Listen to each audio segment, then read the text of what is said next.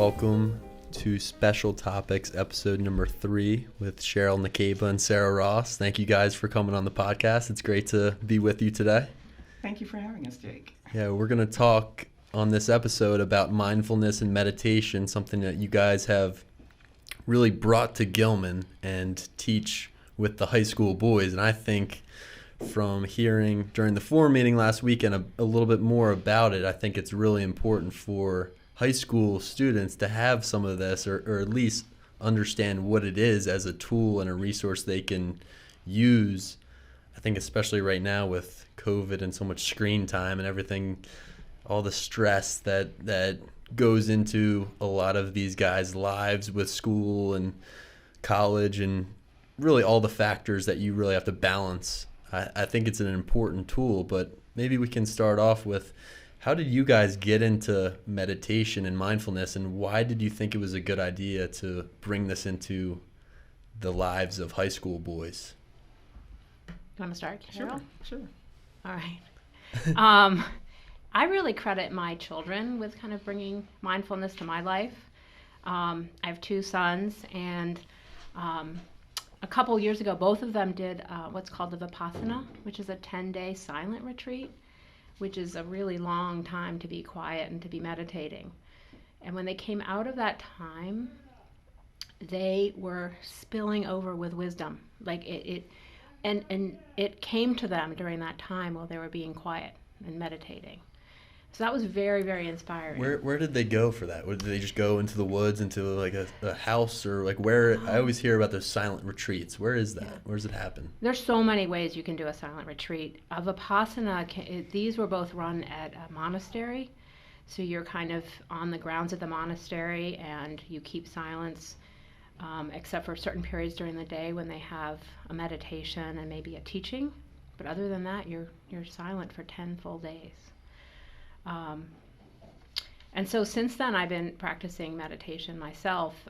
My younger son has ADHD, and he's told me that, with ADHD, not only does he need help focusing and always is looking for natural ways to do that, but ADHD can really bring on a lot of anxiety and stress, being kind of out of control of your life. And he's told me on numerous occasions that when he meditates, when he does give the time to practice, he finds he's much calmer, he's much more focused, and much less anxious. So that's really my inspiration. And when you practice on your own, what is your like routine or ritual? Is it? I think one thing that people don't understand about mindfulness and meditation is you don't need to sit in a room in the lotus position with incense burning and all the works. It can be something that you do you can do it anywhere, really. You can practice mindfulness. How do you work that into your life, Sarah? Well, I try to have more of a ritual, more of a daily practice. So a space, quiet. But you're right. There was a time when I was commuting an hour each way to work, and that was my time. So, my time was behind a wheel, hopefully paying attention to the driving, not driving off the road. So how do you meditate when you drive a car? I'm just very clear about paying attention to the moment. Constantly reminding yourself, even as you're operating or doing a task, that you're in the present. You're not thinking about where you're going or where you've been, really, I guess. Exactly. And, I happened to be commuting through the woods, so there was a lot of beauty around me to take in at that time. Definitely helps. Cheryl, how about you? What's your story and how'd you get into this? Well, my path to meditation was a little different. I was a student at the Peabody Conservatory, and I was playing a recital. And when you play these recitals called juries, they're examinations, and they're teachers with recording devices and notepads taking notes, and you're going to get a grade at the end of this. I was playing one jury, and one of the teachers wrote at the end of it on my comments that it was very obvious that I could play everything that I needed to play, but once in a while my attention would slip. I'd sort of miss something and then grab it. And she was a meditator, so she recognized that if I practiced training my attention, that my performance level would go up. And she recommended that I try some type of meditation. Well, I knew some people who were meditating, but at that time of my life, I grew up Southern Baptist. So meditation was like, woo woo, don't do that. That's spooky. That's some other religion. And I actually talked to a few people and found out more about it and learned that it really was about training your attention to be aware of the present moment. It wasn't a religion, and it wasn't going to be counter to the Christianity that I had grown up with. So that was the point where I actually did transcendental meditation, and I was trained by a counselor in how to focus my attention within, to how to hold it on one particular thing and stay in that moment. And since then, I have a lifelong of experience in training my attention, training my focus. I often tell the students I used to play basketball, it was nothing for me to come home, throw my books down, and go straight to the basketball court and just shoot free throws and just, And so in that moment where you have to shoot the free throw under pressure, that you can see every movement, you can see the release of the ball, you can see the ball going into the net before it lands. And so that is a type of mindfulness practice. Now, when I was a teenager doing that, I wouldn't have called it mindfulness. But that's exactly the level that athletes get to when they're in the zone, so to speak. And that zone is that moment where there are no distractions. There's nothing else that you're thinking about, that you're one in that moment with that activity. And so one of the reasons I was excited to bring it to Gilman, this practice, is that if you learn this as a teenager, how I wish I had learned it when I was younger and could have been applying it to all of my activities. And so in the Koru Mindfulness program that we are introducing, it comes out of Duke University. You're learning these basic skills that people do all the time, a walking meditation. But how many of us walk mindfully, especially in the age of cell phones? How many of us are walking, reading text messages or reading emails or thinking about something other than the beautiful trees that you're passing while you're walking? Or have your earbuds in and listening to music, or there's barely any of that, I would assume. Right. And so that's the training that we're bringing. These are skills, learning how to eat mindfully, how to walk mindfully, how to be aware of your breath, because the breath really does ground us to life and keeps us alive. So if you're just aware of breathing in and breathing out, then you're in the moment. And very often if you get hurt, if you're excited, if you're afraid, people say breathe, breathe. But we don't think about why they say that, because it grounds us. And so basically we're teaching skills that people already have, but teaching you to be consciously aware of them versus just experiencing them.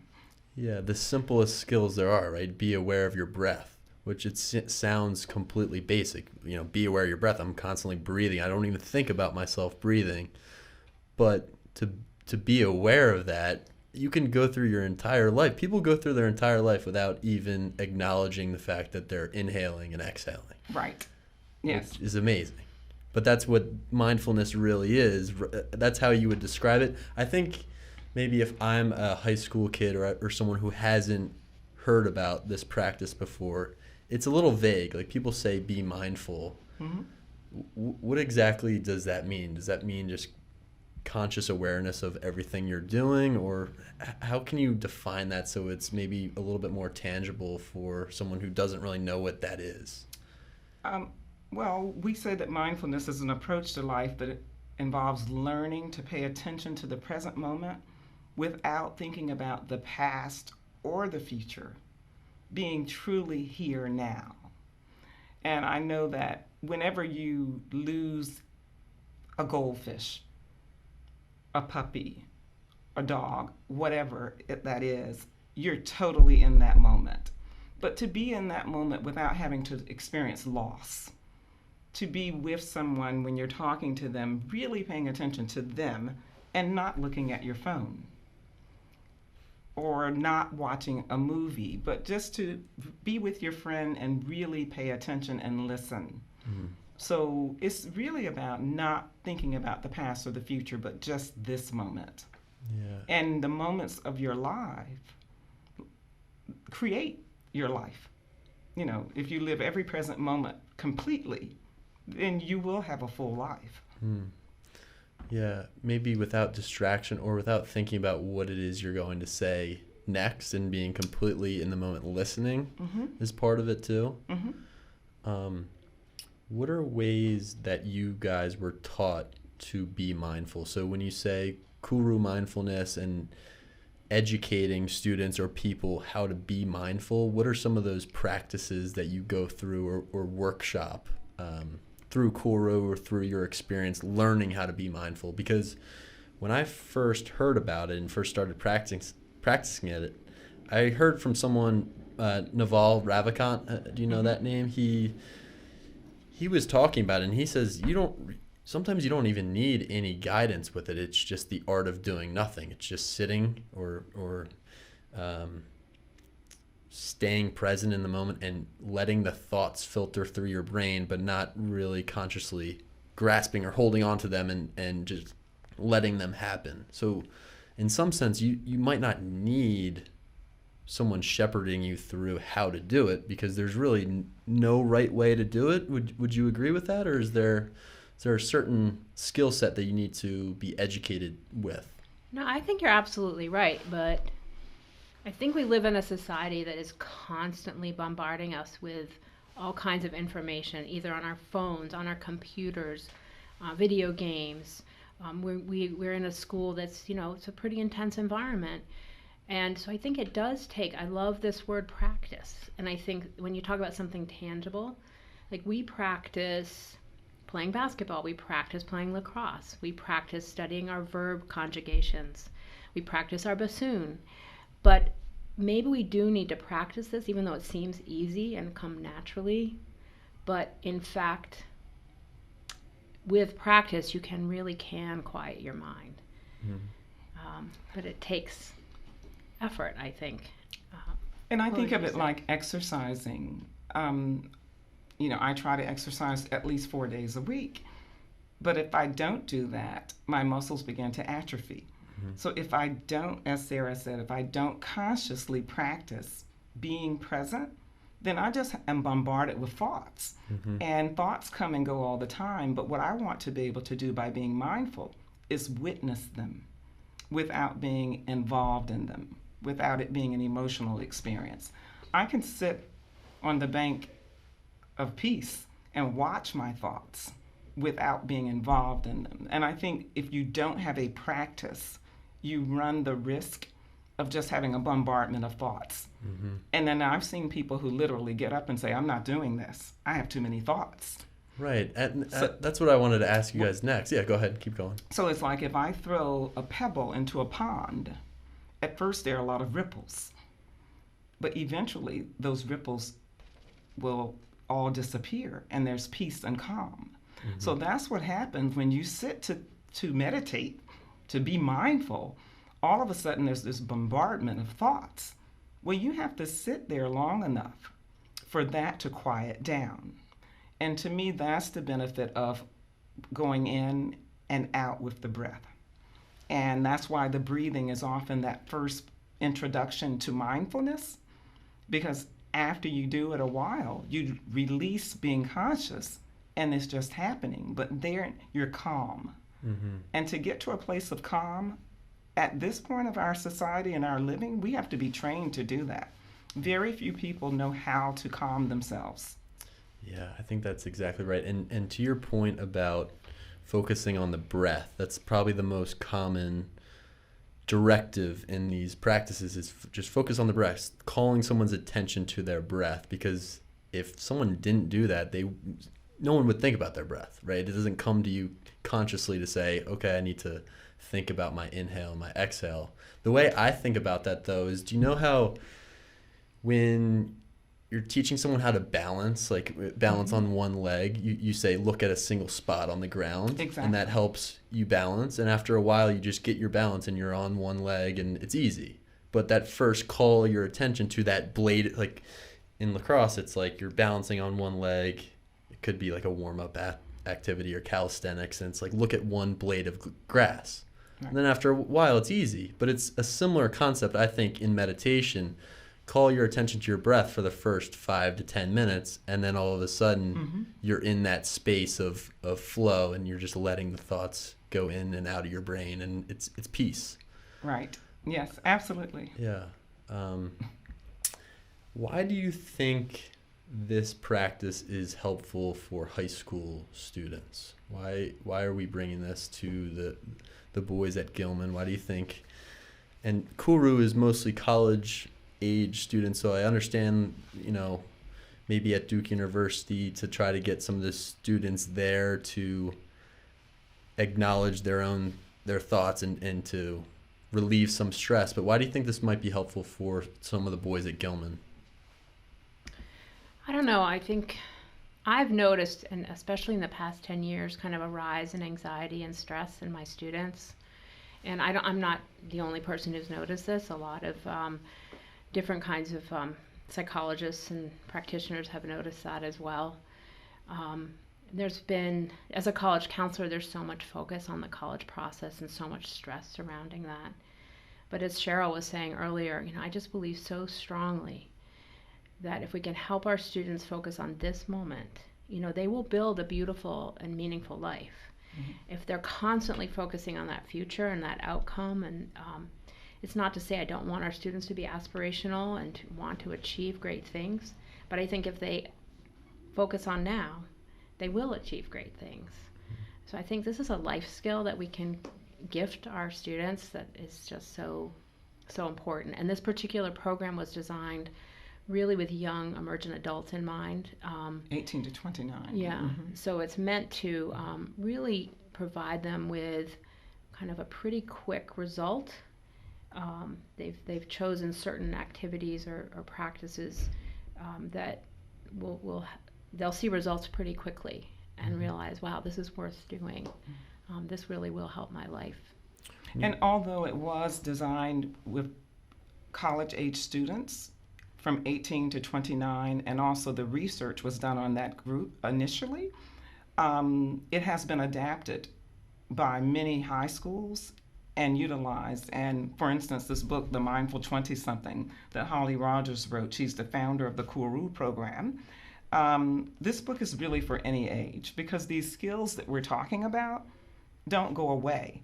You need to know them even if you're an adult. Mm-hmm. And even middle school programs have adapted the book and modified the material to be appropriate for middle school students, especially given the last year, with the stresses that were presented with the COVID. And so I have used this quite often in helping students in my own practice on a daily basis. I think there have been a lot of frustrations with technology and how to use technology and how to accomplish things and just not being able to reach out and touch people.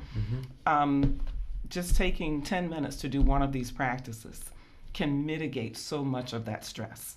Not all of it, right, but can really help students at various ages, and you can modify it. So you brought up a couple ideas that I want to get to, and Sarah, you said that you might see results right away. I'm wondering maybe stress reduction is one of those results, but what are some other types of results, quote unquote, that meditation can do for people at any age, whether it's high school, college, or just adults? What are those results? More increased energy. There are exercises that we teach in the Koru class that are specific to learning to tense and relax muscles. And as an athlete, you know that is the way to get to a calm place. So that if you want to run in a track and field event, you have to tense and relax those muscles to warm up, and therefore your muscles are loose and you can go.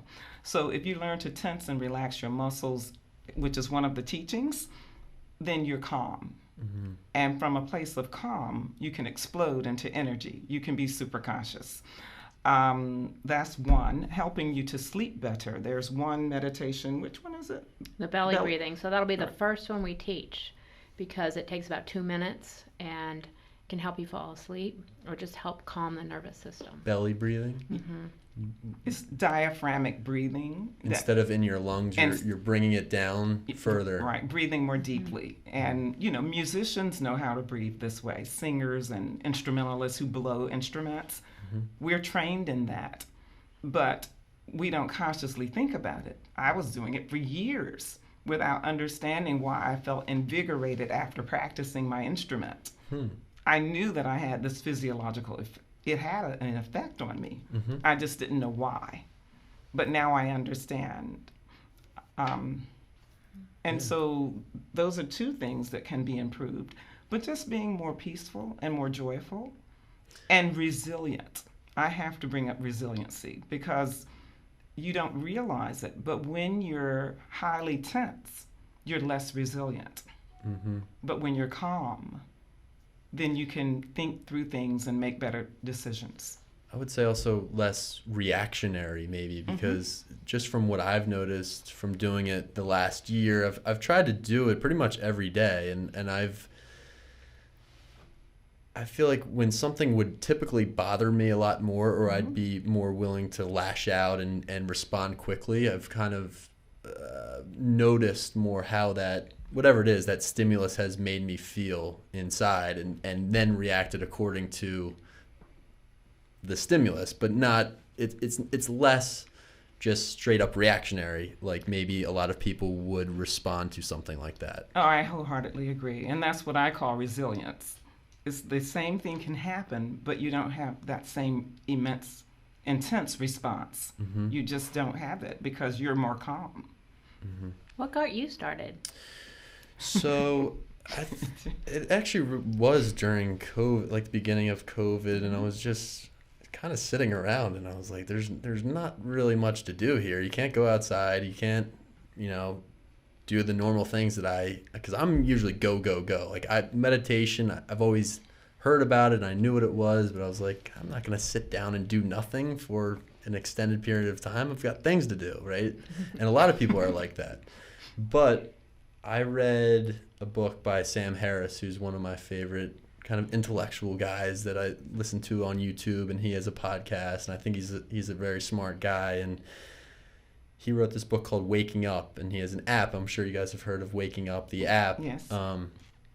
And he was giving out free trials on the app, and I was reading the book at the same time, and I was like, I'll check out the app and just see what it's about.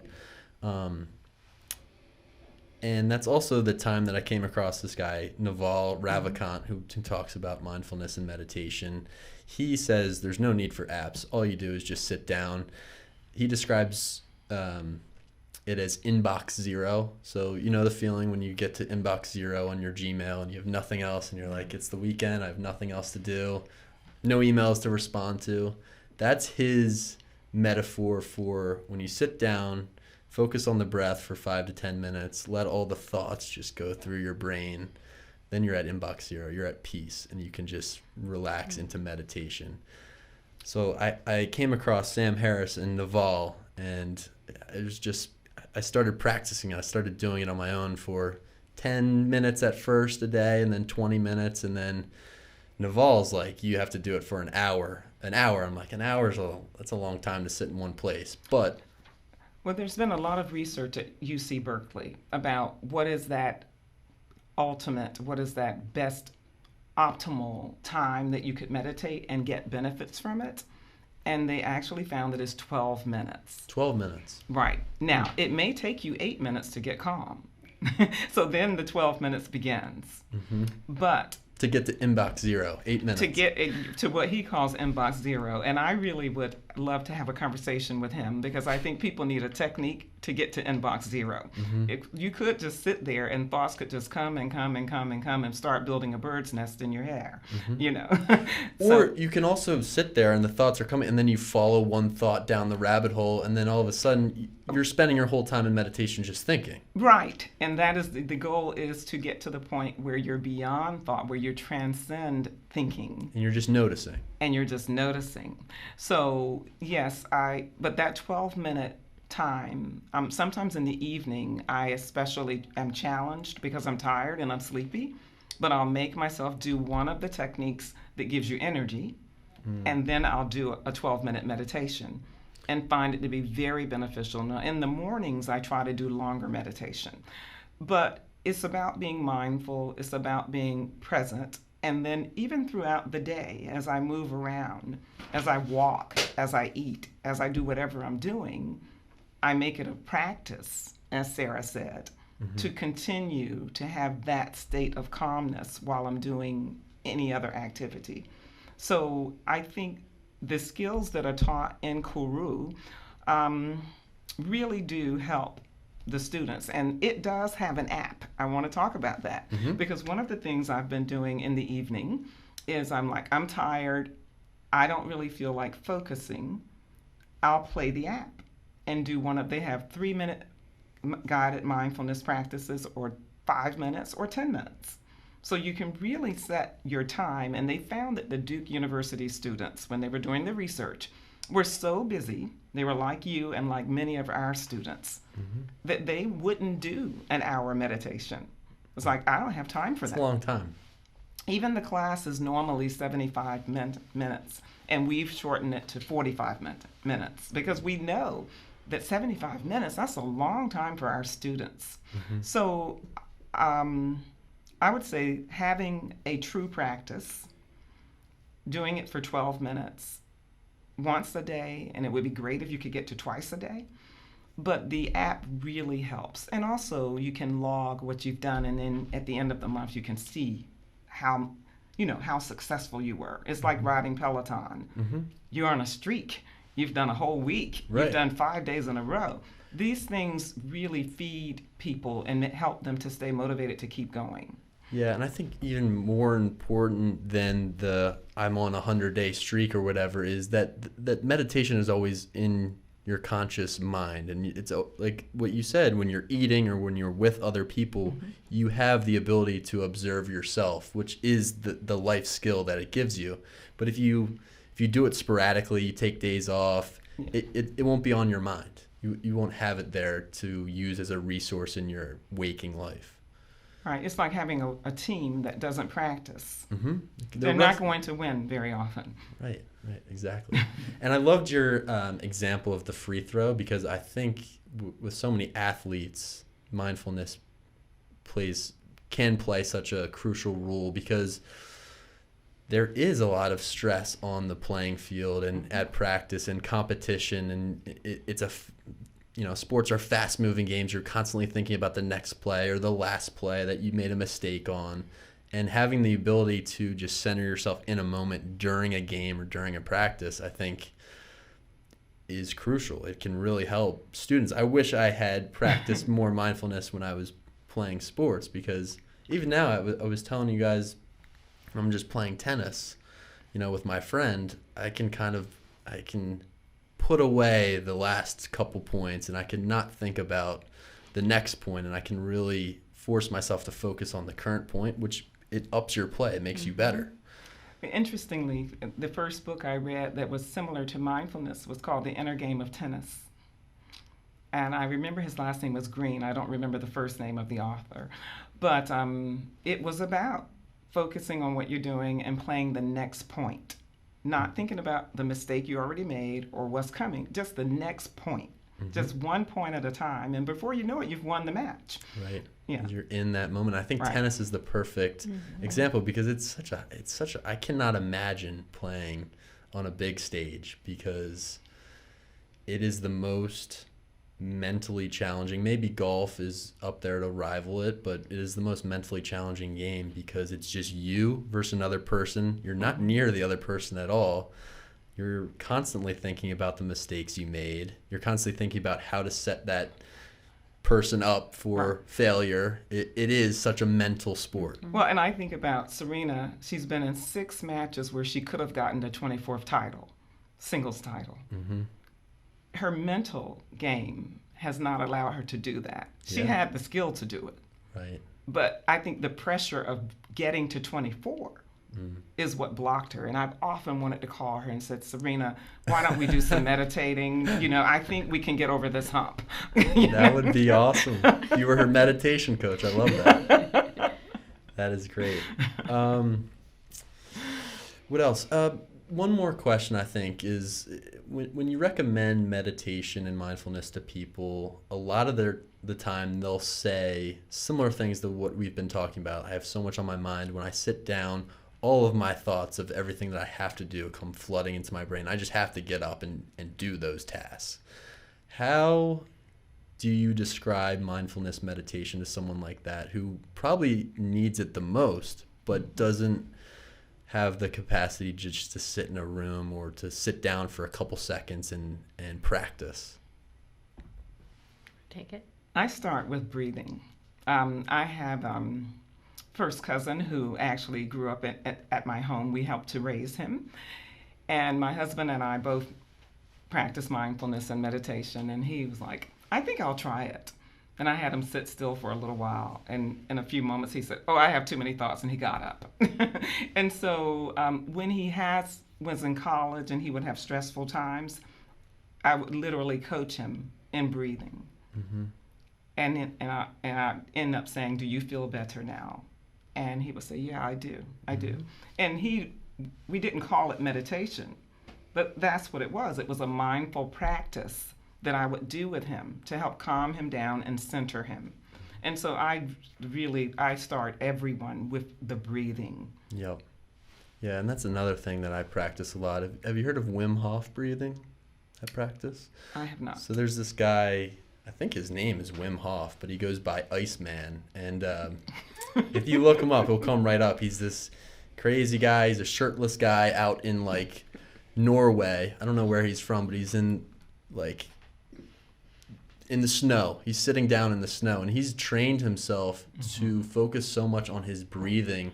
And his practice of mindfulness is a little bit different because it's very quick. Inhale, exhale, exhale, and then holding your breath for a certain amount of time.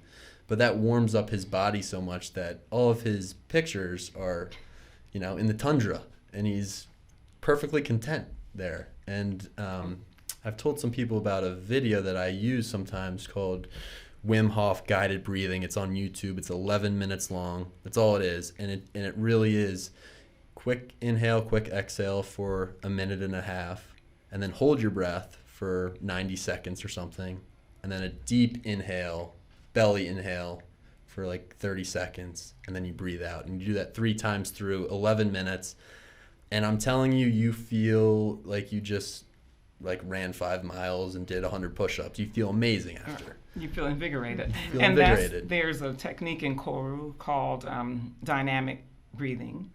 And you're breathing in and out very quickly through your nose. Your mouth is closed. And then you learn to move your arms and you learn to move your legs with it. And you do this for 2 minutes. That's all it takes. And you're invigorated. So say you have to study for a test, but you're tired. You've gone to school all day, you've played a game, you now don't feel like studying. This is the perfect technique to do to get yourself mindful and alert and able to study. And so those are some of the techniques. You ask, what could we teach the high school students that would be helpful to them? I think anytime that they can be invigorated and calm, these things can be very helpful.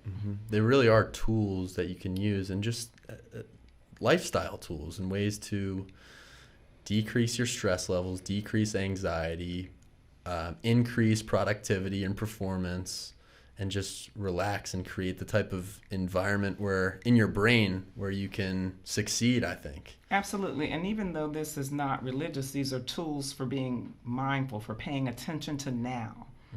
Every religion says be still and know. It's across the board. And I think what's true about that is that's when you can realize your inner strength, when you're calm. I was going to say, mindfulness is similar to prayer in a lot of ways. It's just silence and conscious. Prayer where you're listening. Right. Yeah, listening to yourself. And you have a clear set intention, and you're open to being kind and compassionate, and being in that moment.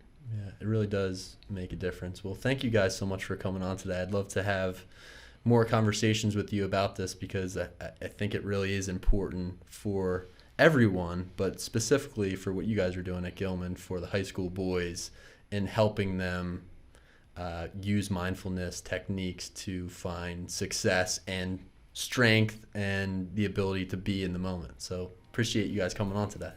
Thank you, Jake. Thank you, Jake. And Cesare.